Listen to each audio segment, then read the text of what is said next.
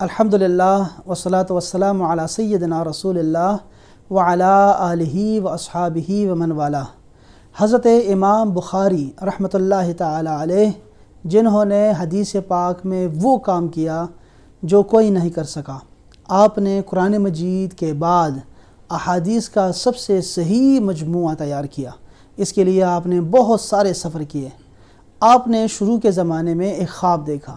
آپ نے خواب میں دیکھا کہ آپ رسول اللہ صلی اللہ علیہ وآلہ وسلم کے سامنے بیٹھے ہوئے ہیں اور رسول اللہ صلی اللہ علیہ وسلم سے مکھیاں اڑا رہے ہیں۔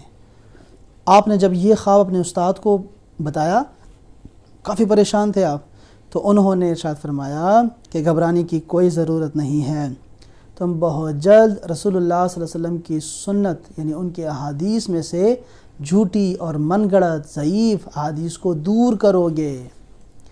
کیا خواب ہے اور کیا تعبیر! اللہ تعالی ہمیں بھی ایسے خوبصورت خواب دیکھنے کی توفیق عطا فرمائے اور آپ صلی اللہ علیہ وسلم سے محبت اور عشق میں اضافہ فرمائے۔ وصلی اللہ علی سیدنا و مولانا محمد وعلی آلہ و اصحابہ اجمعین برحمتک یا ارحم الراحمین۔